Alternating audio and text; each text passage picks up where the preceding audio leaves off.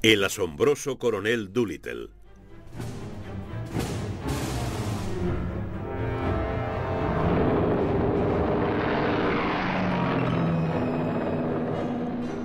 El 27 de junio de 1944, los B-17 americanos despegaron desde su base en Inglaterra para atacar objetivos en el norte de Francia.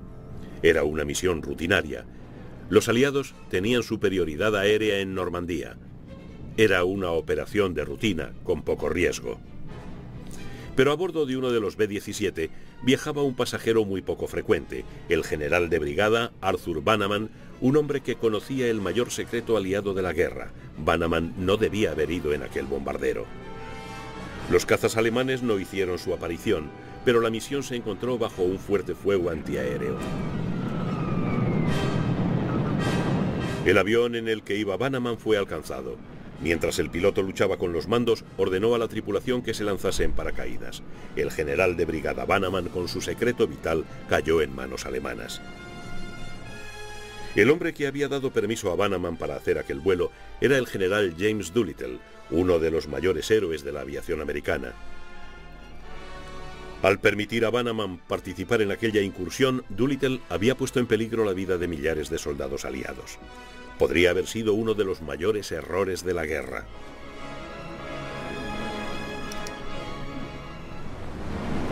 Casi 2 años antes, una fuerza operativa de portaaviones americanos navegaba en el mayor secreto, haciendo frente a un mar embravecido a 700 millas al este de Japón.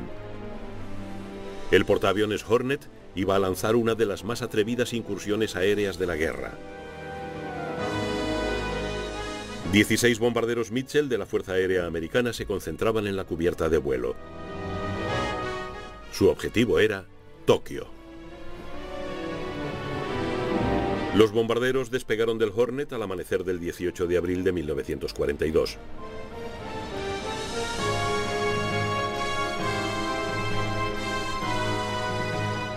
Iban a entrar en la historia, pero antes tenían que llegar a territorio japonés.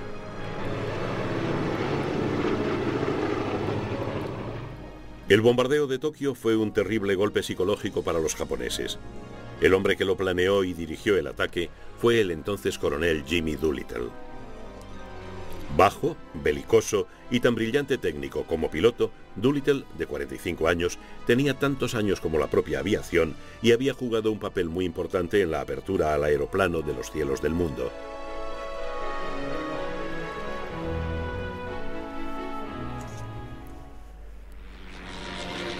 En los primeros años del siglo XX, el primer avión, de alas endeblemente sujetas, se había lanzado al aire.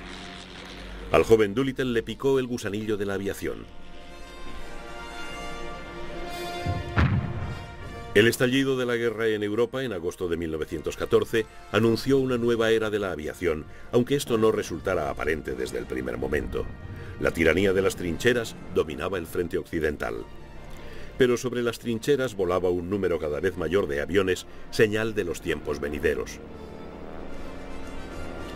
Sobre los embarrados campos de Francia se luchaba una nueva batalla por la supremacía aérea. En abril de 1917 los Estados Unidos entraron en guerra contra Alemania, pero pasarían muchos meses antes de que los americanos hiciesen notar su presencia en los campos de batalla del frente occidental. Jimmy Doolittle se alistó en la sección de aviación del Cuerpo de Señales de Estados Unidos y en enero de 1918 comenzó su entrenamiento como piloto. Doolittle resultó ser un aviador nato, pero nunca llegó al frente occidental.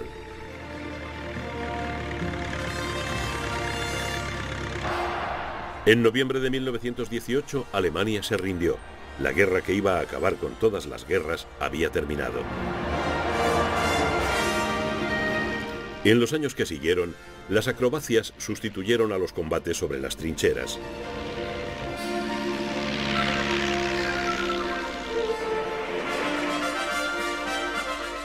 Estos espectáculos dieron trabajo a muchos aviadores procedentes de la guerra. Al mismo tiempo, el Air Corps americano, muy reducido, experimentaba una revolución en manos de su comandante en tiempos de guerra, el general Billy Mitchell, un incansable abogado de la potencia aérea y en concreto del papel del bombardero. En una serie de pruebas, los aviones de Mitchell bombardearon viejos buques de guerra americanos y alemanes.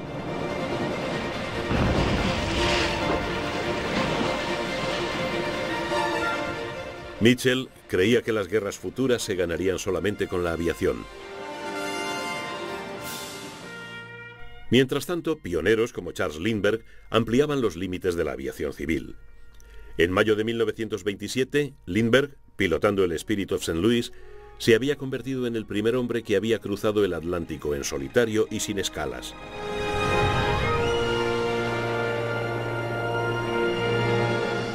Cinco años después, Amelia Earhart fue la primera mujer que emuló la gesta de Lindbergh.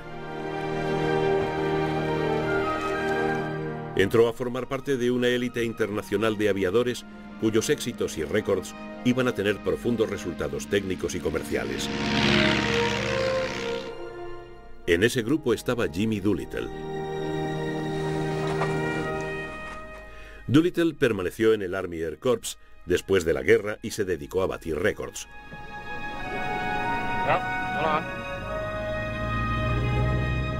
En 1922, Doolittle fue el primero que cruzó América en menos de 24 horas. 9 años después, ahora como civil, rebajó ese récord a menos de 12 horas, de costa a costa en mediodía.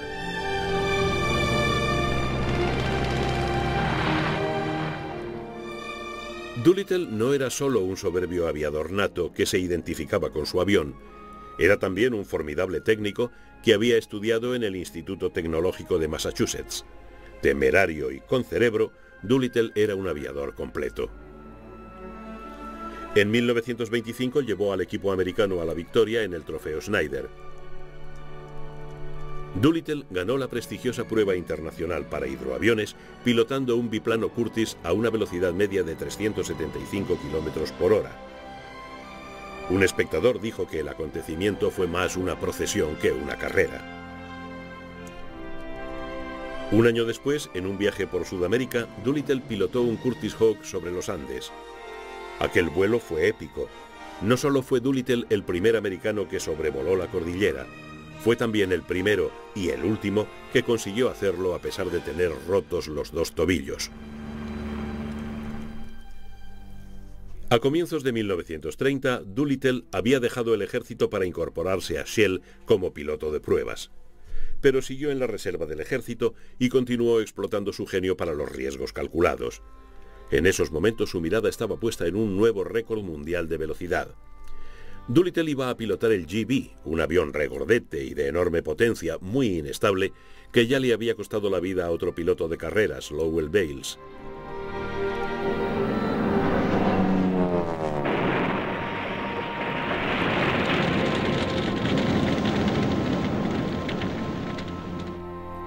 Doolittle no se amilanó. Desarrolló su propio sistema para controlar el GB y el 3 de septiembre de 1932 llevó aquel tonel homicida a un nuevo récord de 473 km por hora.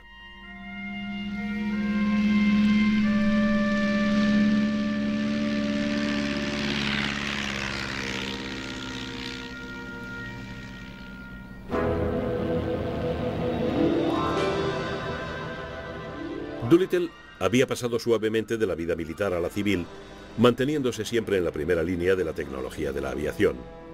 Era tan ambicioso como siempre, pero se manifestaba crítico consigo mismo cuando estaba ante las omnipresentes cámaras de los noticiarios.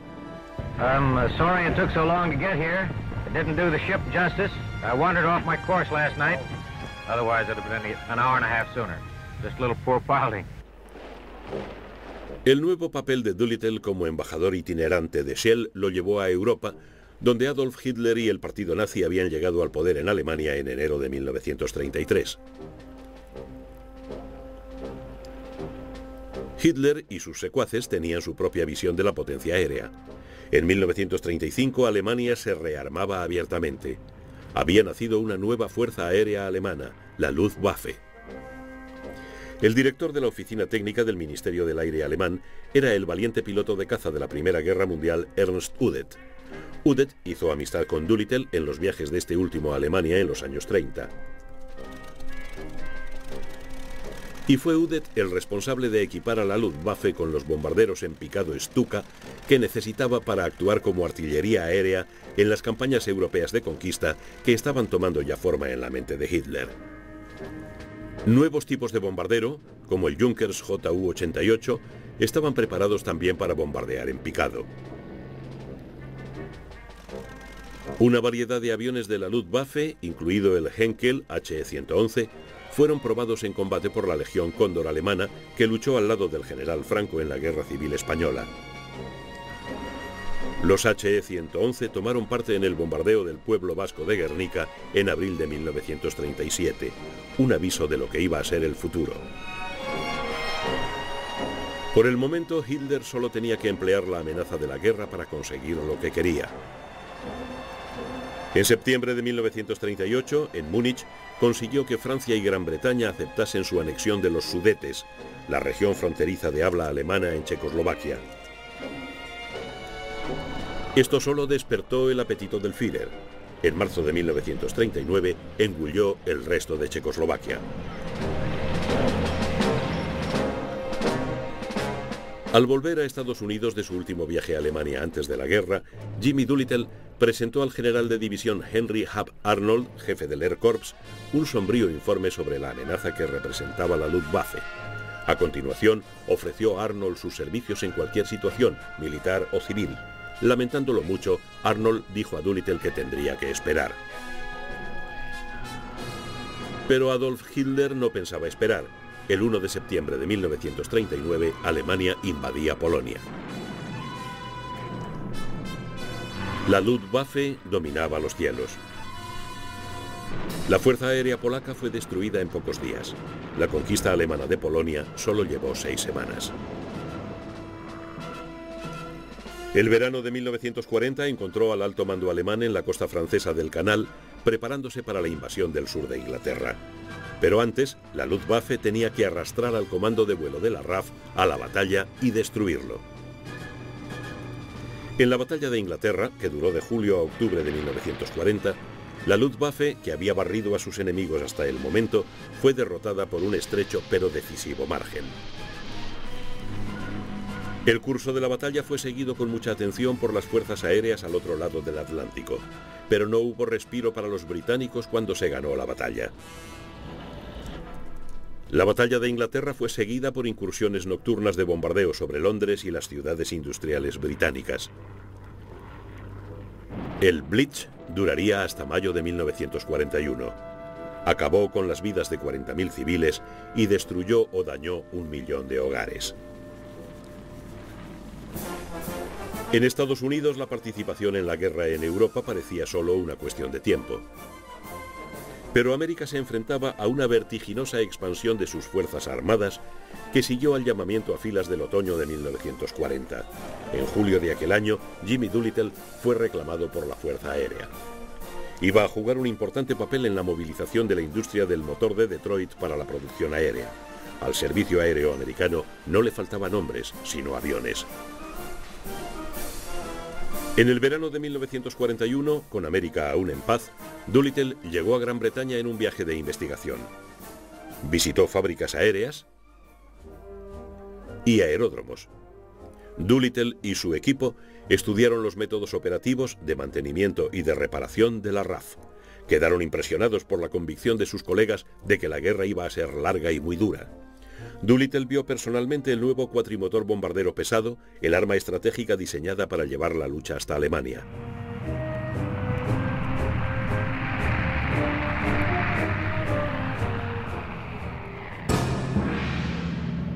La guerra llegó para Estados Unidos no en Europa, sino en el Pacífico. El 7 de diciembre de 1941, bombarderos y aviones torpederos escoltados por cazas atacaron la base de la flota americana del Pacífico en Pearl Harbor. En los 6 meses siguientes, los japoneses se hicieron con un extenso imperio en el Pacífico y el Extremo Oriente. En febrero del 42, la plaza fuerte británica de Singapur, eje de sus defensas en el lejano oriente, cayó en manos de los japoneses. Pero esta humillación era solo el preludio de la invasión japonesa de la vecina Birmania, que llevó a sus ejércitos hasta las fronteras de la India. Las fuerzas americanas que defendían Filipinas fueron arrolladas con la misma rapidez y brutalidad. Las últimas tropas americanas resistieron hasta mayo del 42. La eficacia y la crueldad de las fuerzas armadas japonesas habían sido gravemente subestimadas.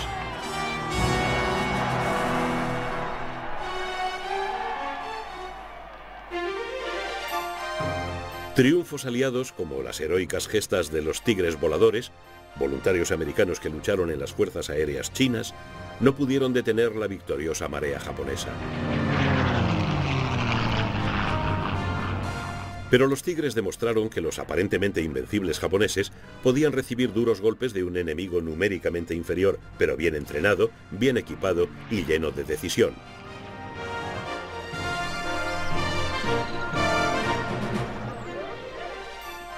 Entre las ruinas de la derrota estratégica, el presidente Roosevelt y sus jefes de Estado Mayor planeaban devolver el golpe contra el territorio japonés.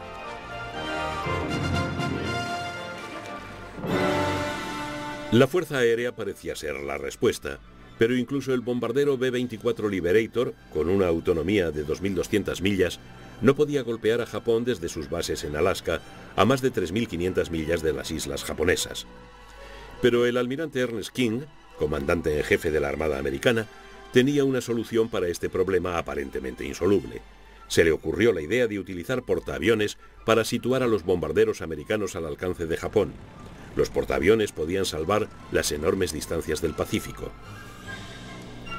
Pero al igual que su cuatrimotor hermano, el B-17, la superfortaleza volante no podía ser lanzado desde portaaviones, porque su recorrido de despegue era demasiado largo. Habría que utilizar un avión más pequeño. King se decidió por el bimotor del Air Corps del ejército Mitchell B-25. El hombre seleccionado para mandar la fuerza de ataque de los Mitchell fue el teniente coronel Jimmy Doolittle. En marzo de 1942 reunió a 24 bombarderos Mitchell y a sus tripulaciones en Eglin Field, Florida. Allí practicaron el bombardeo y el despegue de sus aviones a plena carga en una franja de tan solo 150 metros. Las tripulaciones aún no tenían la menor idea de la naturaleza de su misión, pero Doolittle les imbuyó la creencia de que se estaban preparando para dar un golpe muy importante que podía hacer cambiar las cosas en el Pacífico. Al menos 10.000 personas estaban implicadas en la preparación de los Mitchell para su misión, desde planificadores aéreos de alto rango hasta mecánicos y las tripulaciones de los portaaviones. La operación, sin embargo, seguía siendo alto secreto.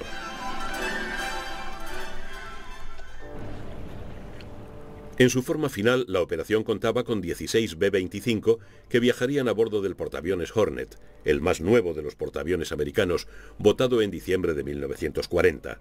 El Hornet zarparía de San Francisco y se reuniría en alta mar con otro portaaviones, el Enterprise.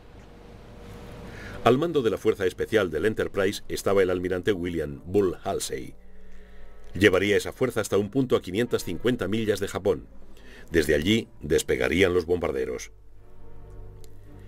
El objetivo principal era la capital japonesa, Tokio, pero B-25 individuales atacarían Nagoya, Osaka y Kobe. Después volarían hasta China para aterrizar en aeródromos próximos a la costa. Los bombarderos Mitchell, liberados de gran parte de su armamento defensivo para aumentar su autonomía, eran demasiado grandes para ir dentro y tuvieron que ser amarrados a la cubierta del Hornet. La fuerza especial del Hornet navegó hacia su cita con el Enterprise. A las 24 horas de zarpar de San Francisco, Doolittle reveló los detalles de su misión a las tripulaciones de los bombarderos. A los hombres encargados de atacar Tokio se les ordenó que bajo ningún concepto bombardearan el palacio del emperador Hirohito. Eso solamente enardecería la moral japonesa. El 13 de abril se reunieron los dos portaaviones y con Halsey al mando supremo pusieron rumbo a Tokio.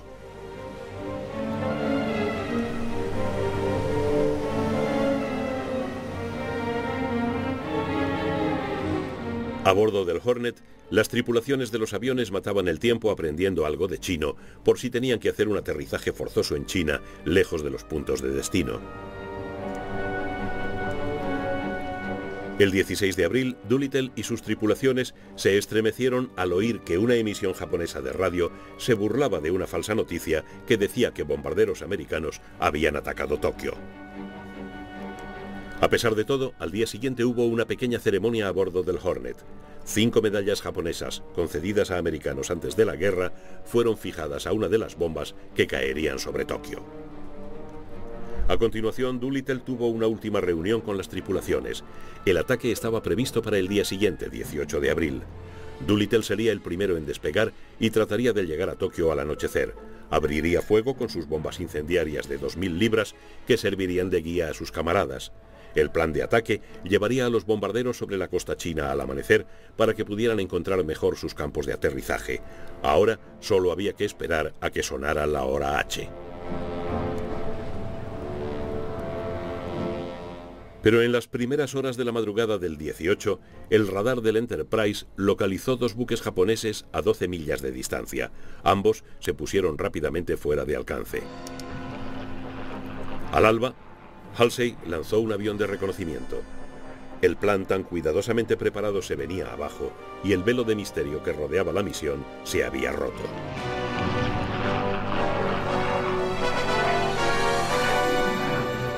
Poco después se localizaron otros 2 buques japoneses muy próximos. Uno de ellos transmitió por radio a su base que había avistado a los portaaviones. Halsey ordenó hundir a los intrusos.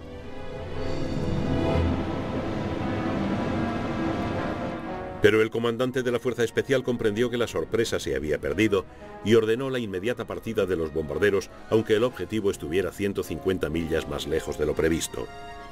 El tiempo, además, había empeorado. Iba a resultar muy difícil poner a los bombarderos de Doolittle en el aire. El Hornet cabeceaba en una mar gruesa. Había llegado el momento de la verdad para los 16 bombarderos Mitchell.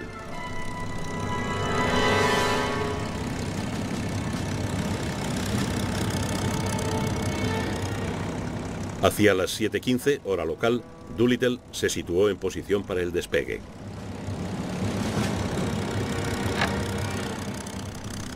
Con los motores a toda potencia, aceleró a lo largo de la cubierta de vuelo.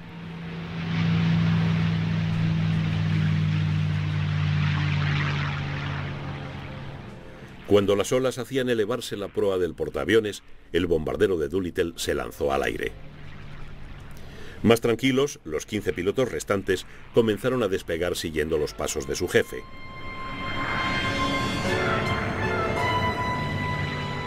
La tripulación del Hornet contuvo la respiración mientras uno tras otro los bombarderos abandonaban la cubierta y se alejaban.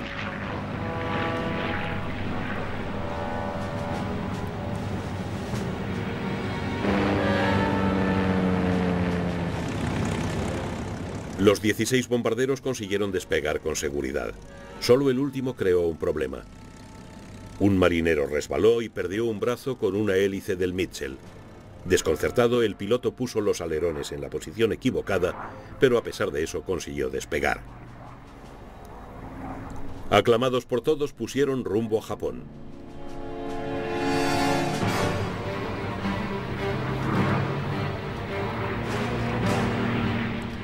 Bull Halsey saludó a los valientes aviadores. Por una curiosa coincidencia, la ciudad de Tokio estaba haciendo un simulacro de incursión aérea cuando los bombarderos americanos despegaban. Sus ciudadanos no se lo tomaron muy en serio. El simulacro terminó a mediodía y la laboriosa ciudad regresó a su ajetreo habitual de los sábados, que apenas había cambiado desde el comienzo de la guerra. De todos modos, los buques de guerra japoneses comenzaron a buscar a los 2 portaaviones americanos. Ajeno a estas novedades, Doolittle y sus bombarderos sobrevolaban la costa japonesa a mediodía. Los granjeros observaban su vuelo con despreocupación.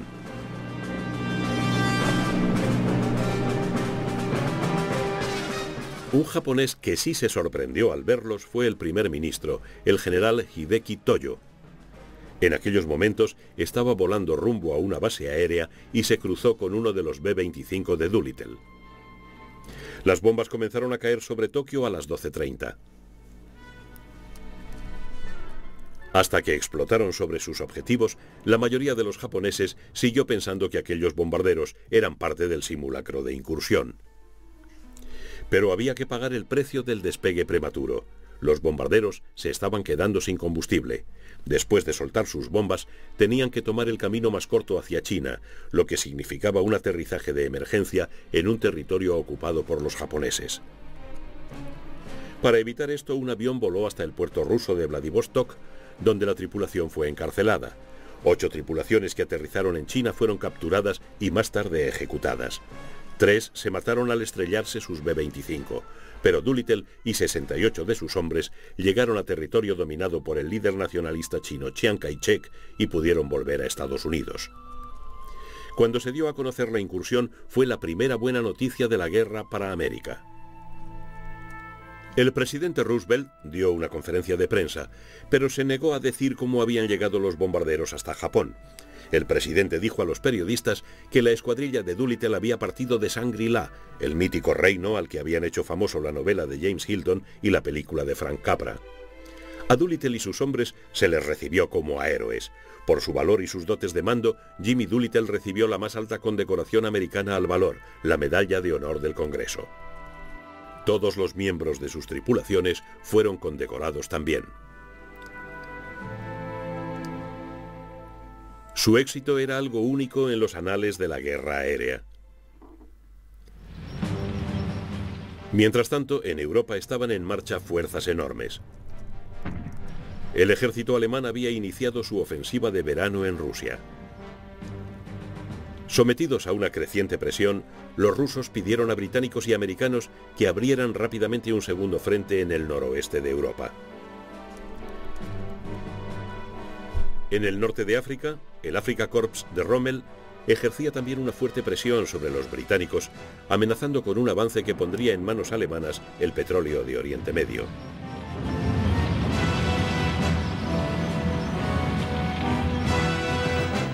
Al mismo tiempo, una fuerza de invasión aliada bajo el mando del general Dwight Eisenhower se preparaba para desembarcar en el África del Norte francesa para atrapar a Rommel entre esta fuerza de invasión y el 8º ejército británico del general Montgomery, que había comenzado a hacer retroceder a Rommel tras la victoria de El Alamein. Era el primer mando importante de Eisenhower. El comandante de las fuerzas aéreas de la invasión aliada, llamada en clave Operación Antorcha, era Jimmy Doolittle. Al principio, Doolittle tenía las manos atadas. Hasta que pudieran establecerse aeródromos en el norte de África, el apoyo aéreo de Antorcha tendría que llegar desde Gibraltar y desde portaaviones. Más aún, Doolittle descubrió muy pronto que no estaba muy de acuerdo con Eisenhower. El 6 de noviembre de 1942, Doolittle volaba hacia el centro aliado de mando en Gibraltar. Frente al cabo Finisterre, su B-17 fue atacado por una patrulla alemana de Junkers Ju-88. El copiloto resultó herido y Doolittle tuvo que ocupar su puesto. El B-17 soltó una cortina de humo y los Ju-88, que se estaban quedando sin combustible, abandonaron la caza. Se había salvado por los pelos, pero al menos aquello lo familiarizó con los controles del B-17, un avión que nunca había pilotado. La fortaleza volante aterrizó sin novedad en Gibraltar.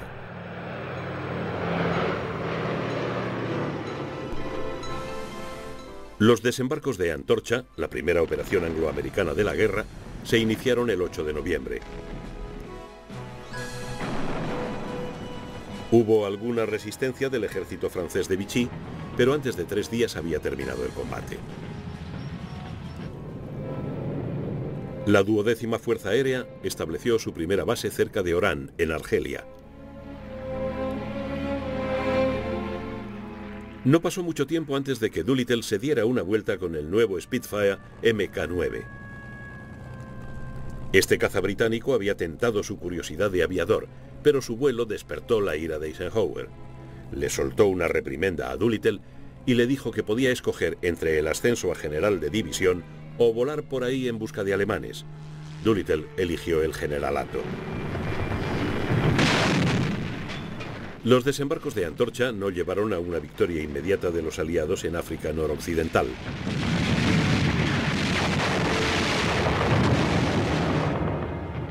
Británicos y americanos tuvieron que combatir duramente durante 5 meses, mientras el Afrika Korps se replegaba a fuertes posiciones defensivas en Túnez.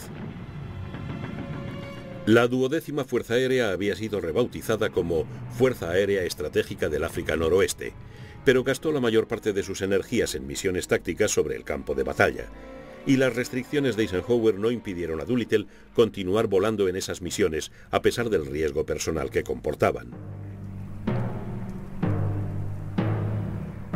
Pero Doolittle era uno de los altos oficiales que conocían el mayor secreto de la guerra, la descodificación de las claves de Enigma por los aliados. Al continuar sus operaciones de vuelo, estaba poniendo en peligro una de las armas aliadas que más contribuyeron a ganar la guerra. Su amigo y colega, el general George Patton, compartía con él el gusto por la acción.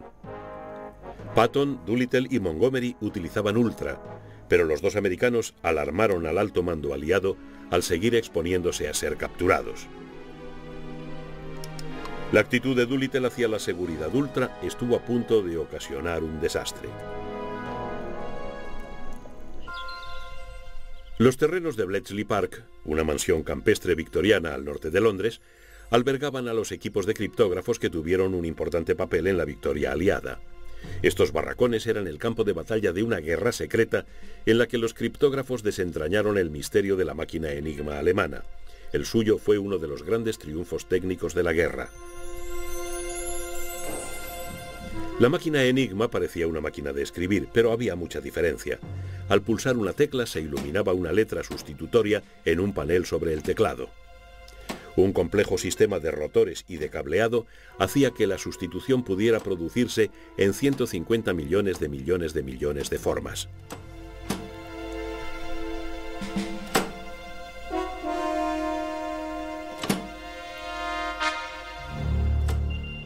El mensaje codificado por Enigma se transmitía en Morse y era descifrado en el destino final por una segunda máquina Enigma con los mismos ajustes que la primera.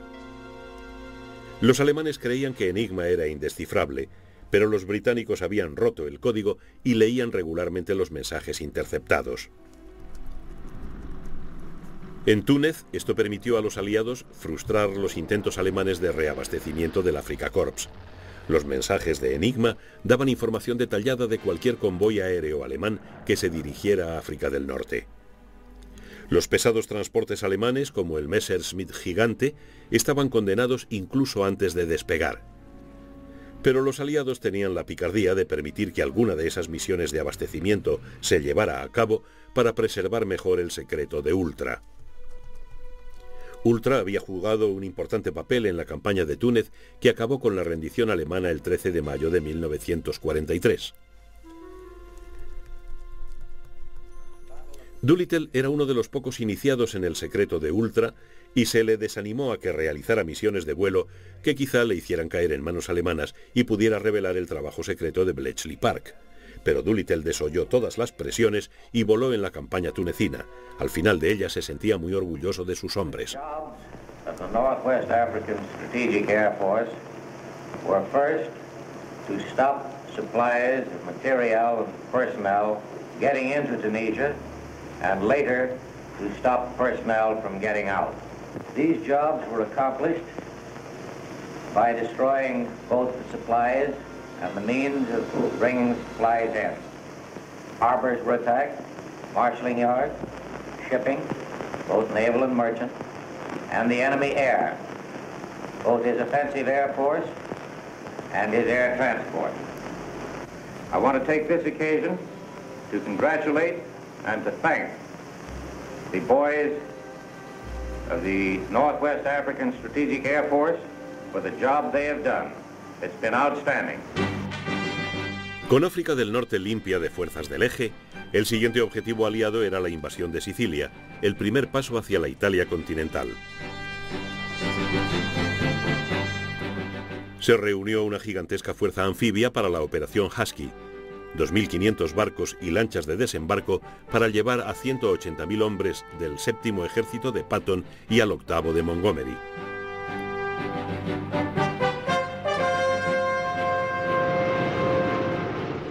Como preparativo para Husky, La aviación aliada bombardeó durante un mes la isla Pantelleria, a 60 millas al sur de Sicilia, defendida por tropas alemanas e italianas. El cielo sobre Pantelleria se vio tan congestionado que los aviones aliados tenían que volar en círculo sobre el objetivo, esperando turno para soltar sus bombas. La isla fue ocupada por tropas aliadas el 11 de junio. Un mes después, los aliados desembarcaban en Sicilia.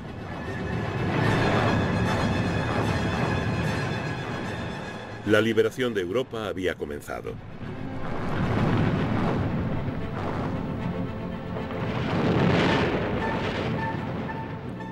En la encarnizada batalla por la conquista de Sicilia, los bombarderos de Doolittle realizaron misiones contra la Italia continental. El 19 de julio, Doolittle se unió a los B-17 del 97 Grupo de Bombardeo en una incursión contra los campos de clasificación de las afueras de Roma.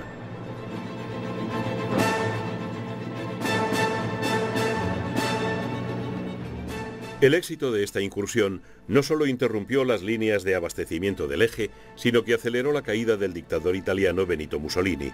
La potencia aérea aliada podía golpear en el corazón de la capacidad bélica del enemigo. El 1 de agosto de 1943, 177 bombarderos B-24 de la 9ª Fuerza Aérea Americana atacaron los campos petrolíferos rumanos de Ploesti, centro vital del suministro de combustible para la aviación y el ejército alemanes. Se perdieron 50 bombarderos en su camino hacia el objetivo.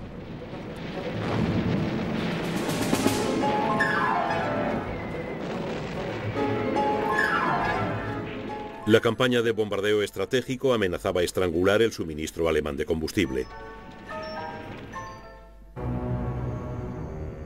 En el norte de Europa, la 8ª Fuerza Aérea Americana y el Comando de Bombardeo de la RAF combinaban una ofensiva de bombardeos para allanar el camino a la invasión aliada de Francia. Su objetivo era la progresiva destrucción y dislocación del sistema militar, industrial y económico alemán y el socavamiento de la moral del pueblo alemán hasta que su capacidad de resistencia armada quede fatalmente debilitada. Pero llevar a la práctica esta política iba a convertirse en una pesadilla para los americanos. Al volar de día sobre los objetivos alemanes cubiertos por las nubes, las formaciones de bombarderos sufrían grandes pérdidas. Los cazas de la 8ª Fuerza Aérea no tenían autonomía para escoltar a los bombarderos en su viaje de ida y vuelta. Los cazas alemanes se cobraban un elevado peaje de aviones y, lo que es más importante, de tripulaciones.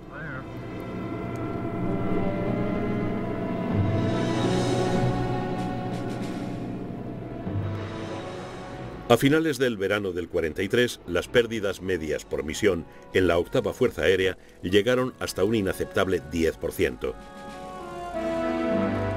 La moral estaba peligrosamente baja.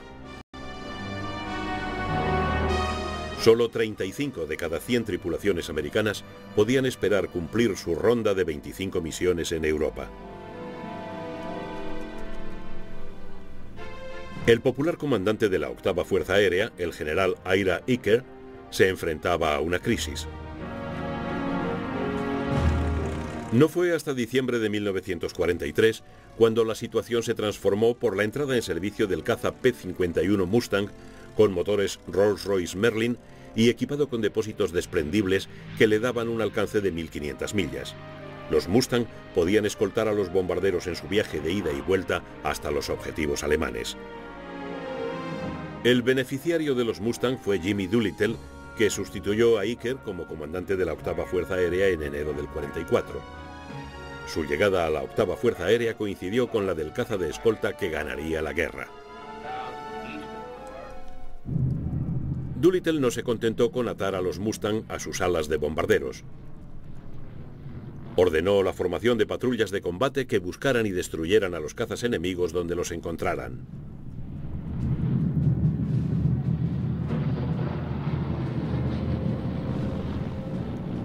La balanza de la guerra aérea, hasta entonces favorable a los alemanes, osciló a favor de los americanos.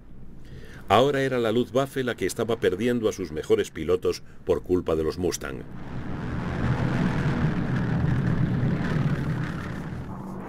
Como Doolittle dijo a su comandante de cazas, el general William Kepner, su misión es destruir la Fuerza Aérea Alemana. Kepner se entregó a ello con mucho gusto.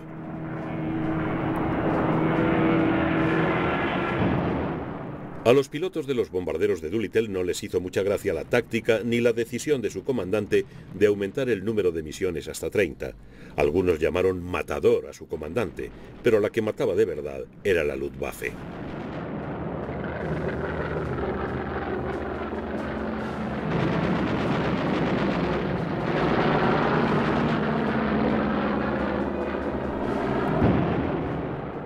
Doolittle había comprendido la sencilla verdad de que antes de destruir la industria bélica enemiga, había que destruir sus defensas aéreas. Es lo que hicieron los Mustang. Para sus pilotos, las nuevas tácticas resultaban excitantes. Descendías y veías los trenes o las gabarras en el río o instalaciones enemigas como aeródromos. Y donde podíamos encontrar un objetivo adecuado nos lanzábamos. Era como un juego.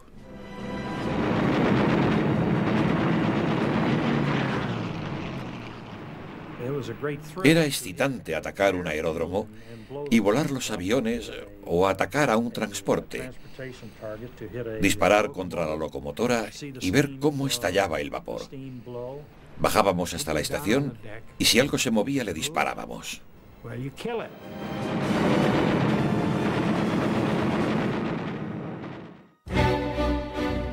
En junio de 1944, un viejo amigo de Doolittle, el general de brigada Arthur Bannerman, se unió a la 8ª Fuerza Aérea como jefe ayudante de inteligencia del Estado Mayor.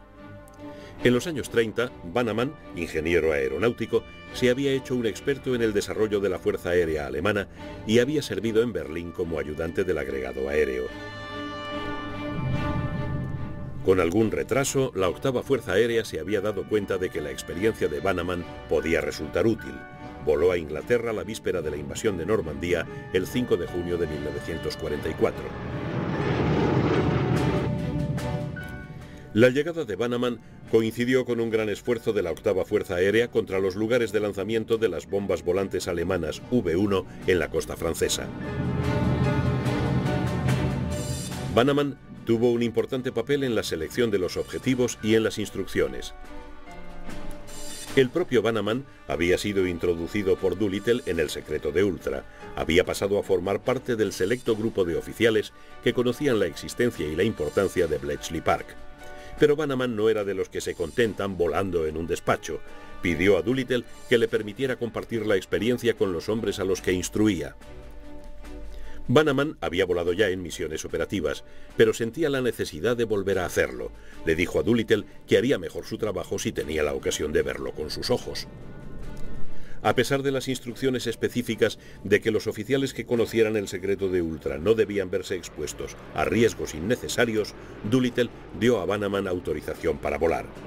Doolittle, el maestro de los riesgos calculados, debería haber retenido en tierra a su oficial de inteligencia, pero él mismo había participado en misiones después de conocer el secreto de Ultra. El B-17 de Bannerman, que llevaba el curioso nombre de Nightjar en Nan, voló hasta encontrarse bajo un fuerte fuego antiaéreo.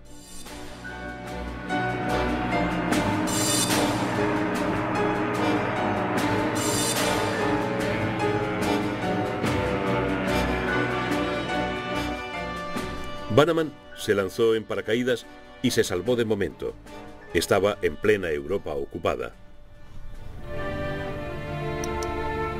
Llevaba además algo de metralla en las piernas. Bannerman fue capturado por tropas alemanas antes de 24 horas y se unió a otros aviadores americanos heridos en un hospital militar. Bannerman estaba muy preocupado, sabía que hablaba en sueños y le aterraba la posibilidad de revelar el secreto de Ultra estando dormido. Después de un periodo bajo vigilancia en Berlín, Bannerman fue trasladado a petición propia a un campo de prisioneros de guerra más grande, el Stalag Luft III. Hasta el final de la guerra, y tras muchos avatares, Bannerman consiguió mantener el secreto de Ultra. En Londres hubo una gran consternación al saber que Bannerman era prisionero de los alemanes. Se discutió al más alto nivel su malhadada misión sobre Francia.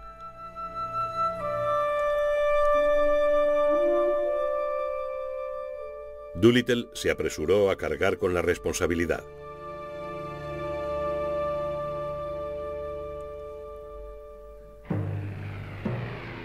Pero los británicos tuvieron que dejar de rasgarse las vestiduras. Exactamente un mes antes del día D, un bombardero Lancaster de la RAF había sido derribado en Francia. En él volaba un oficial de planificación, el comodoro Ronald Ivelow Chapman, que lo sabía todo acerca de Ultra. Él también andaba suelto por Francia. El coronel Frederick Winterbottom era el oficial de inteligencia responsable de la salvaguarda del secreto de Ultra. Se encontró con la desagradable tarea de tener que informar al primer ministro Winston Churchill de que Ivelow Chapman estaba vivo y huyendo por Francia. Era demasiado. Churchill se puso furioso. Winterbottom ordenó que un Westland Lysander de la RAF volara a Francia para rescatar a Ivelow Chapman, a quien la resistencia francesa había dado refugio. Pero antes de que pudiera partir la misión de rescate, Ivelow Chapman fue capturado. Como Bannerman, pasó el resto de la guerra en manos alemanas, y al igual que él, nunca reveló el secreto de Ultra.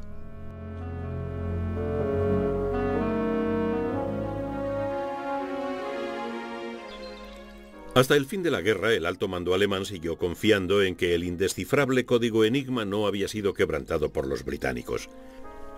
Cuando se les dijo después de la guerra que incluso las órdenes personales de Hitler eran traducidas por los criptógrafos en tiempo real, los generales alemanes se quedaron anonadados.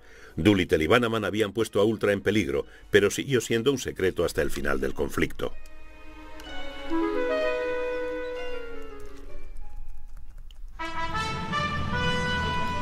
La capitulación del ejército alemán ante británicos y americanos en la primavera de 1945 fue rápida y total.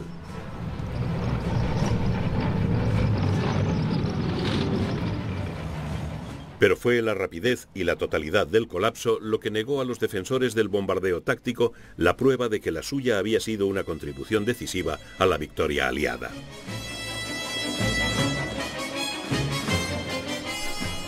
El 75% de las bombas de la octava Fuerza Aérea habían caído sobre Alemania después del día D, el momento en que la derrota alemana en el frente occidental era inevitable. A medida que la economía bélica alemana se desintegraba por la incesante presión ejercida por la ofensiva de bombardeos combinados, resultaba casi imposible distinguir cuáles habían sido los factores decisivos. Pero la ofensiva de bombardeos en la que Jimmy Doolittle jugó un papel clave había arrojado una sombra larga y mortífera sobre la Alemania de Adolf Hitler.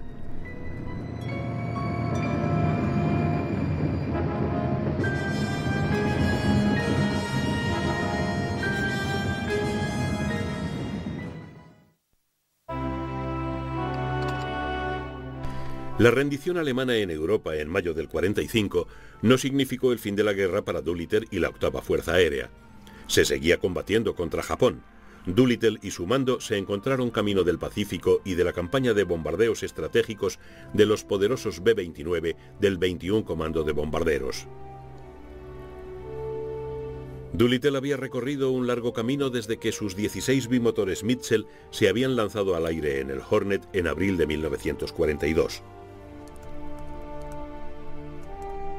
En el Pacífico, el 21 Comando de Bombarderos había llevado a cabo una campaña de bombardeo bajo el mando del exigente general Curtis LeMay.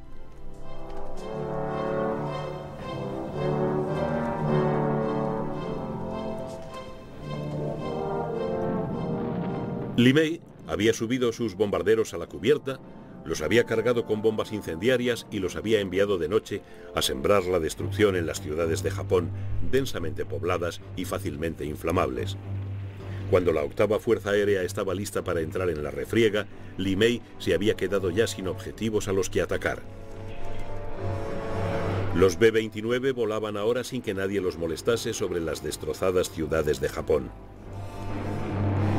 Sus escoltas habían barrido de los cielos hasta los últimos vestigios de los cazas enemigos.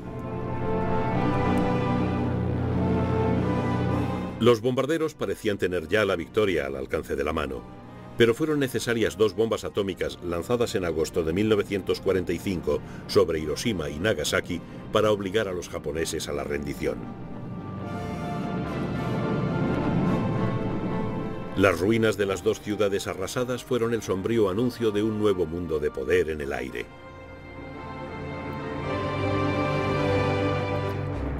Y volando hacia Tokio para la ceremonia de la capitulación, iba un hombre que había jugado un papel vital en esta historia desde su comienzo. El hombre cuyos bombarderos habían sido los primeros en golpear el corazón del imperio japonés, Jimmy Doolittle. Fue siempre el aviador por excelencia.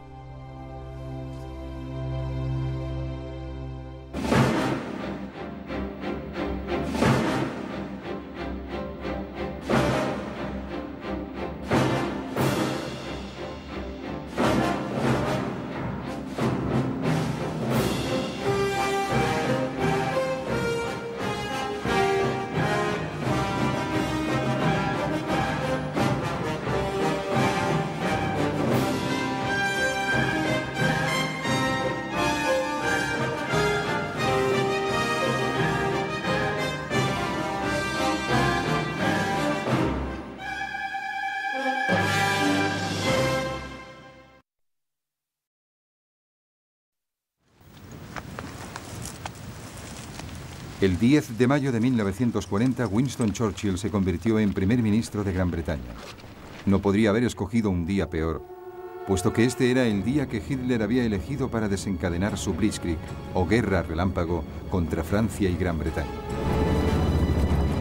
De madrugada, una división aerotransportada alemana completa lanzó paracaidistas con el objeto de tomar puentes y aeródromos. Simultáneamente fue atacada la enorme fortaleza de Ebanemal. Ingenieros paracaidistas fueron lanzados sobre esta desde planeadores alemanes que bajaban en picado. Rápidamente sus cañones fueron silenciados.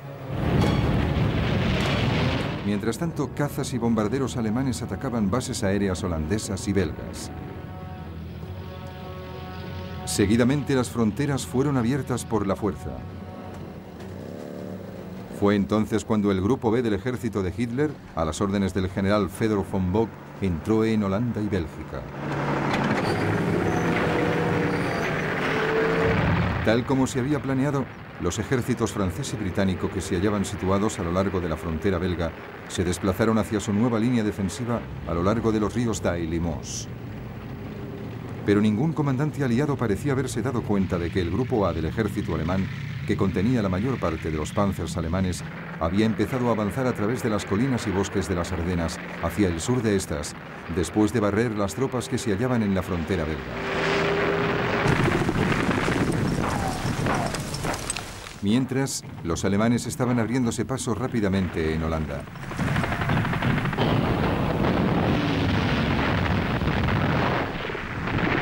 El obsoleto ejército holandés no podía equipararse a la muy afinada máquina de guerra alemana. Y se hallaba bajo un ataque aéreo intenso y continuado por parte de la Luftwaffe, que deambulaba libremente por los cielos sin hallar oposición alguna. El 14 de mayo, los alemanes exigían la rendición del puerto de Rotterdam. Mientras los holandeses dudaban, un gran número de bombarderos de la Luftwaffe despegó. Y volaban hacia su objetivo cuando los holandeses aceptaron entregar Rotterdam. Pero parece ser que el mensaje de revocación nunca llegó a los bombarderos. Y la ciudad de Rotterdam fue devastada. Los holandeses capitularon al día siguiente. Y entonces llegó el mazazo. Aquello que franceses y británicos pensaron que nunca iba a pasar, sucedió. Los panzers alemanes habían atravesado las Ardenas y habían alcanzado el río Moos al anochecer del 12 de mayo. Entre los primeros que llegaron a Sedan, bastante más al norte de la línea Maginot, se hallaban los hombres de la 19ª División Panzerkorps a las órdenes del general Heinz Guderian, recién llegado de Polonia. Guderian demostró entonces cómo se tenía que llevar a cabo la Blitzkrieg. Ignoró las tropas de la línea Maginot y no esperó a que su propia infantería le diese alcance. Siguió adelante sin parar. Al día siguiente, tropas de asalto utilizaron botes neumáticos para cruzar el río Meuse. Los ingenieros empezaron a construir puentes para las unidades blindadas bajo un intenso fuego de los franceses.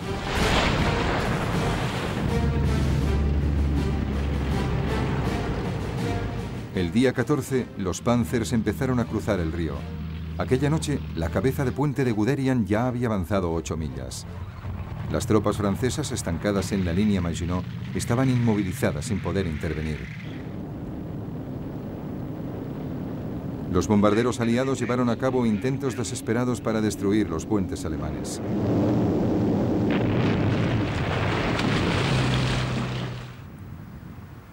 Pero la mayoría fueron derribados.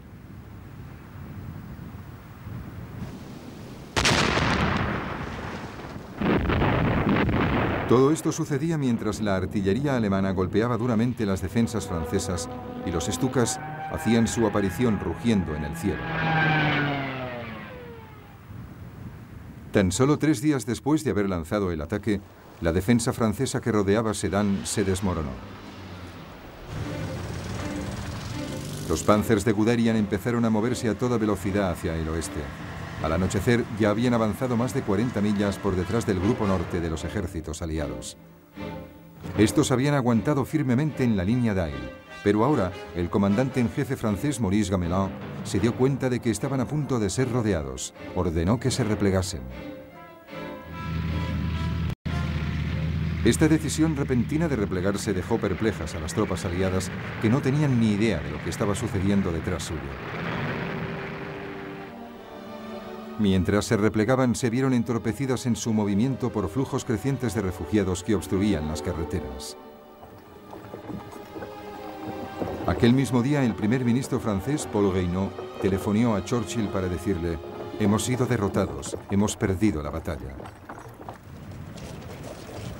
Pero a pesar de toda la brillantez de la Blitzkrieg, los alemanes eran vulnerables. Al mismo tiempo que los Panzers avanzaban a toda velocidad hacia el oeste, iban abriendo un corredor cada vez más largo de tan solo unas pocas millas de ancho. Los aliados se dieron cuenta de que dicho espacio abierto por los Panzer podía ser utilizado para contraatacar.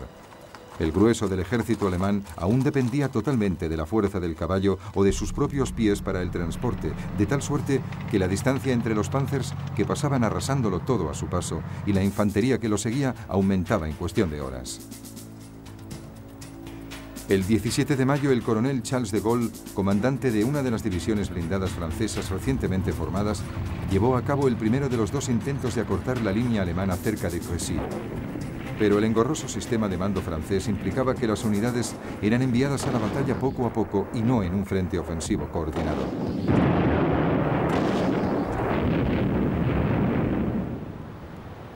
A los alemanes les costó poco rechazar los 2 ataques, ocasionando graves pérdidas. Guderian interpretó las órdenes de hacer un frente ofensivo coordinado de manera muy libre y siguió avanzando sin tenerlas en cuenta. El día 19 de mayo sus unidades de vanguardia ya estaban más allá de Péronne, y el día 20, en un embate extraordinario de 56 millas, al mediodía fue tomada Amiens. A las 9 de la noche de aquel mismo día cayó Abbeville, a solo 14 millas del Canal de la Mancha.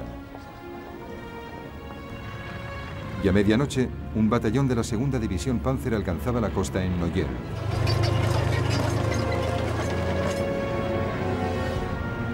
Los alemanes habían dividido el frente aliado en 2. Ahora todo dependía de si podrían defender este corredor largo y delgado o si los aliados podrían contraatacar.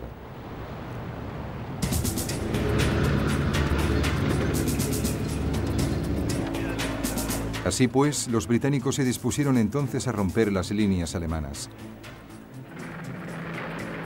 El 21 de mayo, 2 batallones blindados británicos se prepararon para lanzar un ataque al sur de Arras. El plan tenía por objeto enlazar con las fuerzas francesas que empujaban desde el sur. Los tanques británicos eran aún menos adecuados para la rápida guerra blindada que los de los franceses. Su máquina más efectiva, el Matilda II, había sido diseñado para ayudar a la infantería. Aunque bien blindado, era lento y estaba insuficientemente armado. Los otros tanques solo disponían de ametralladoras.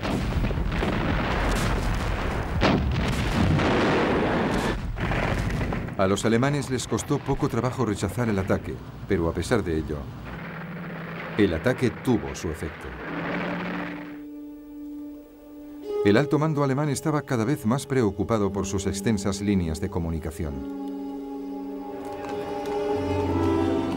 Por el momento, el avance hacia el sur, hacia el interior de Francia, quedó a la espera de que la infantería se reuniese con las otras unidades. La prioridad era efectuar un viraje hacia el norte y eliminar la fuerza expedicionaria británica y el primer ejército francés que luchaba junto a ella.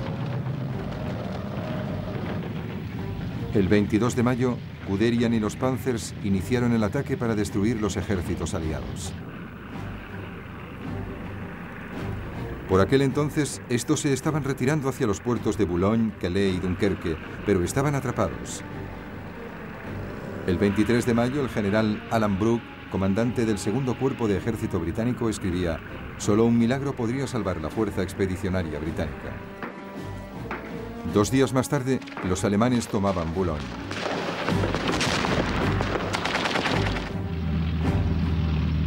Todo parecía indicar que ya era demasiado tarde, incluso para un milagro.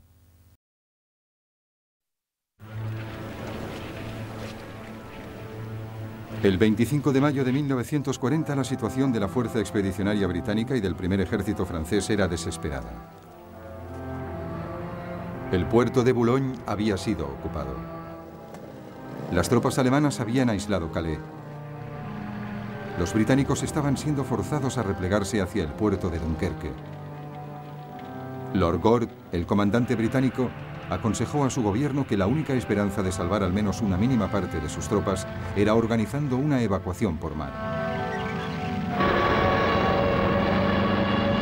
Pero con los bombarderos Stuka rugiendo en picado y los Panzers listos para el asalto final, aquello parecía una esperanza lejana. Los británicos anticiparon que Dunkerque sería ocupada en un día. Sin que los británicos lo supiesen, Hitler y el alto mando alemán ya habían tomado una decisión que les salvaría de la aniquilación total.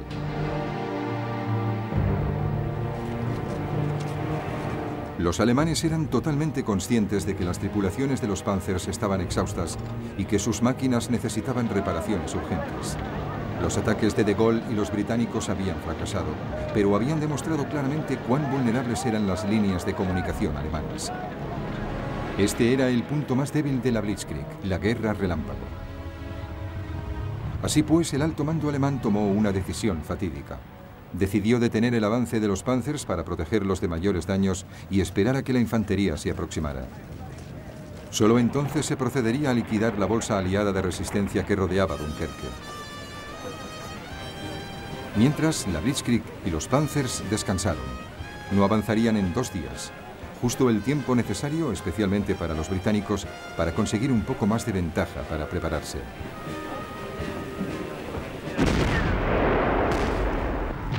Durante la espera de los tanques, la única gran acción tenía lugar en Calais. Allí, la guarnición británica se negó a rendirse, y la ciudad fue ocupada, pero solo después de 3 días de lucha sangrienta cuerpo a cuerpo.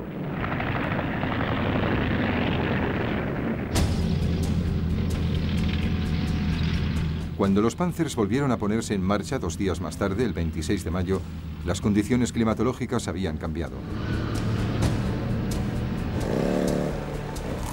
Los tanques alemanes se quedaron empantanados a causa de la fuerte lluvia, circunstancia que favoreció a los aliados y ganaron tiempo.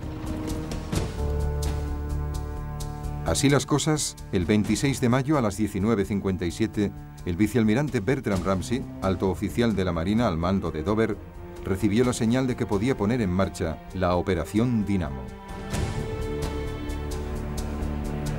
La Operación Dinamo era un plan para retirar por mar a la fuerza expedicionaria británica.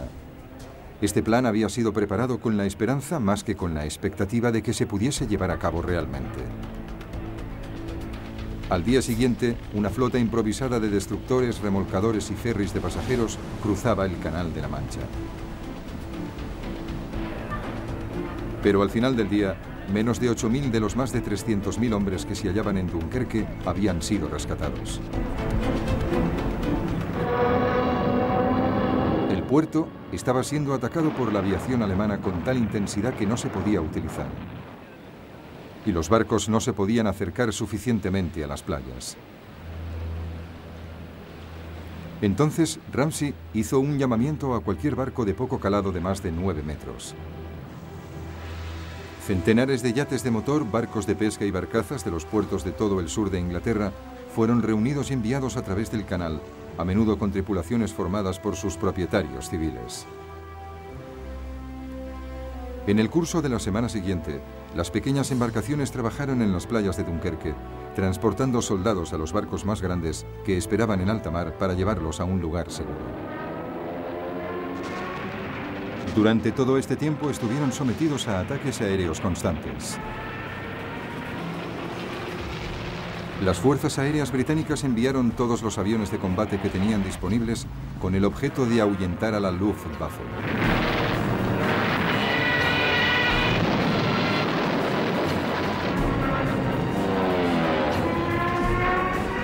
Aún así, 7 destructores franceses y 6 ingleses fueron hundidos junto con 24 barcos de guerra de menor tamaño. Una cuarta parte de las 665 pequeñas embarcaciones nunca regresó a casa. Pero cuando hubo que detener la evacuación el 4 de junio, más de 300.000 hombres, de los cuales el 41% eran franceses, habían sido rescatados. Nada de esto habría sido posible sin el heroísmo del ejército francés. Tuvo un papel de vital importancia en ralentizar el avance alemán.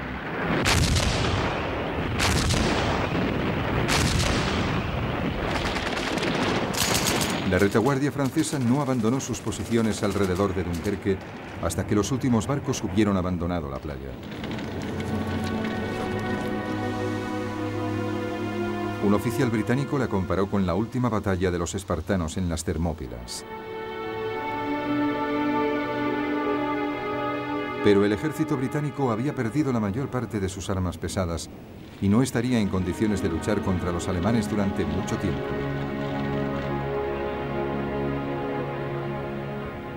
Francia tenía que seguir luchando, pero había perdido más de la mitad de su ejército. Para enfrentarse a ellos, los alemanes tenían 92 divisiones, incluido un número ingente de unidades blindadas. A las 4 de la madrugada del 5 de junio, un breve bombardeo dio comienzo a la destrucción final de Francia.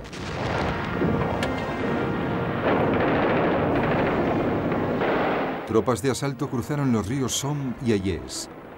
Al principio, la resistencia francesa fue feroz y los alemanes tuvieron que luchar para destruir sus cabezas de puente. Pero una vez más, la Luftwaffe ayudó a liquidar las defensas.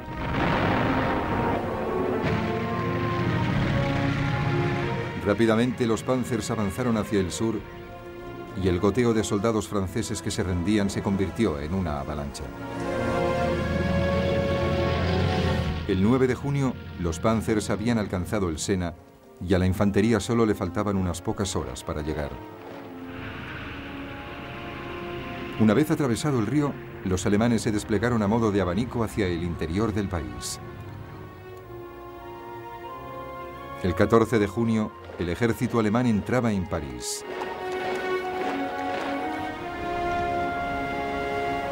Y la esvástica era izada en la Torre Eiffel.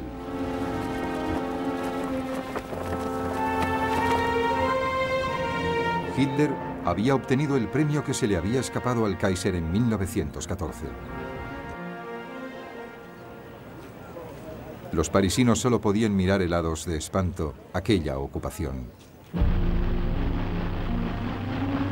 Durante el tiempo que duró la ocupación alemana, Winston Churchill efectuó 5 visitas al país intentando ofrecer apoyo a la resistencia francesa. El 16 de junio le llegó a ofrecer a Paul Reynaud una unión con Gran Bretaña si Francia se mantenía en la lucha. Pero ya era demasiado tarde. El gabinete de Reynaud rechazó la propuesta y el primer ministro dimitió aquella misma noche. Le sucedió el mariscal Philippe Pétain, que inmediatamente pidió un armisticio a los alemanes.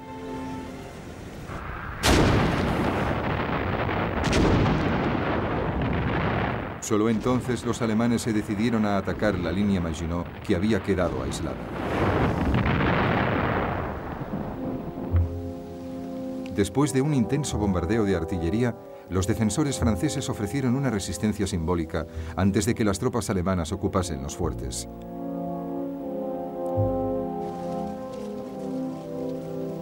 El 21 de junio, Hitler fue a Compiègne, donde se conservaba el vagón en el cual los alemanes habían firmado el armisticio en 1918. Cuando la delegación francesa entró en el vagón, Hitler les entregó sus condiciones y se marchó. Los franceses insistieron en consultar con su gobierno, pero al día siguiente los alemanes les dijeron que si no firmaban inmediatamente, los Panzers volverían a ponerse en marcha. Firmaron y la humillación de Francia fue completa.